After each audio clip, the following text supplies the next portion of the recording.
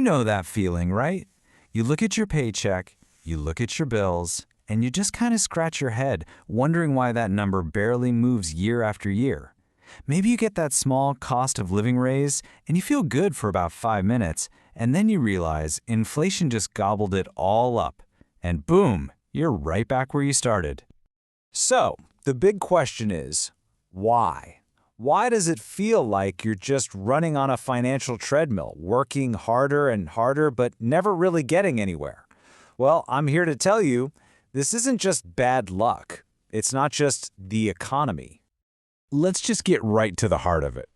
That salary that's stuck in neutral, it's not just happening to you, it's actually the result of these invisible traps that are kind of built into the whole structure of modern work.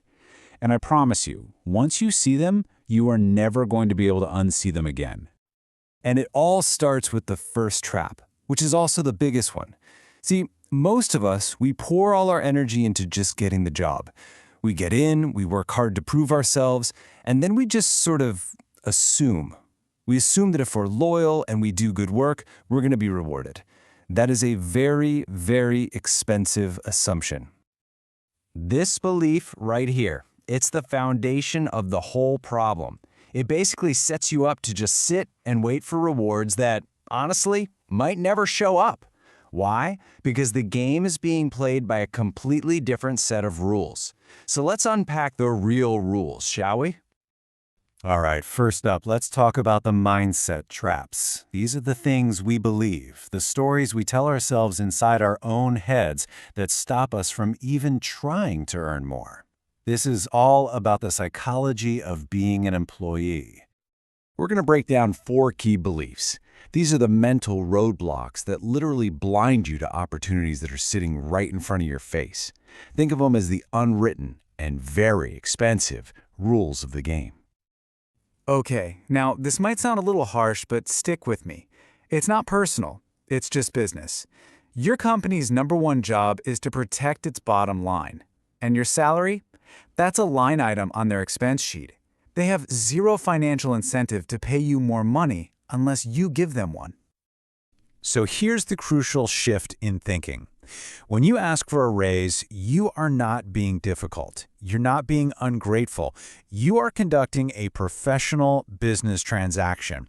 You're simply renegotiating the price for your skills based on the value you bring and, importantly, what the market says you're worth. Okay, next up, the action traps. This is where your mindset smacks right into reality.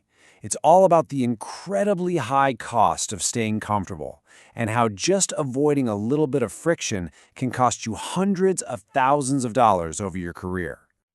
These moments right here, these are the things that will define your financial future. Every single one is a fork in the road, where a simple action, or more often a lack of action, has these huge ripple effects down the line.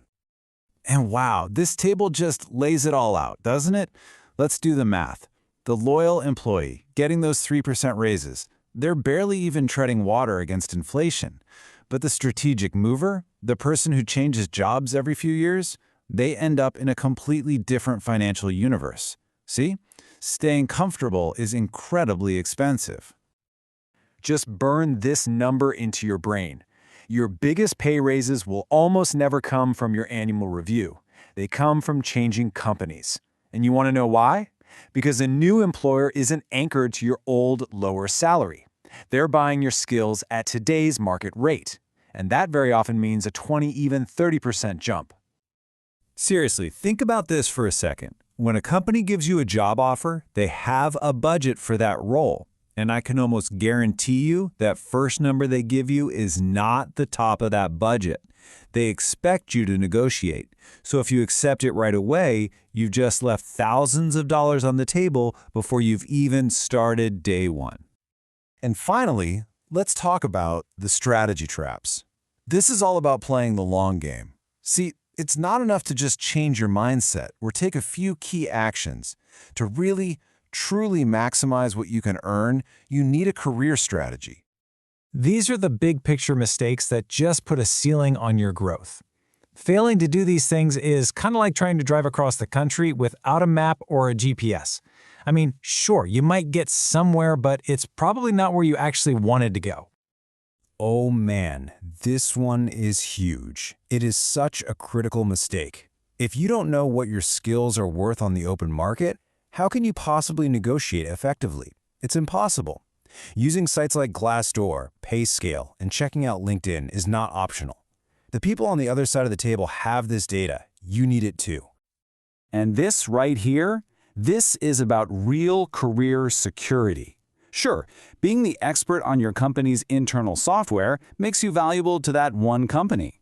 But being an expert in a skill like sales or coding or digital marketing, that makes you valuable to hundreds of companies. And that's where your real leverage comes from. So what's the big solution here? How do you escape all these traps? Well, it's not about learning a bunch of clever tricks or secret handshakes. It requires a fundamental shift in how you see yourself and how you see your career. Man, this slide just nails it, doesn't it? The employee mindset is passive. You're waiting for things to happen to you. The professional mindset is active. You make things happen for you. You stop seeing your career as just a job, and you start seeing it as your own personal business. And guess what? You're the CEO. Look, if you only take one single thing away from all of this today, let it be this. The second you make this mental shift, everything changes. You stop waiting and you start building. You take ownership. You stop just hoping for that 3% raise and you start strategically planning for that 30% jump. So I'll just leave you with this question. Fast forward 5 years. Are you going to be in the same spot, just kind of hoping things get better on their own? Or are you going to be the person who took control, who saw the traps and escaped them, and is now living in a completely different financial reality? The choice is yours to make.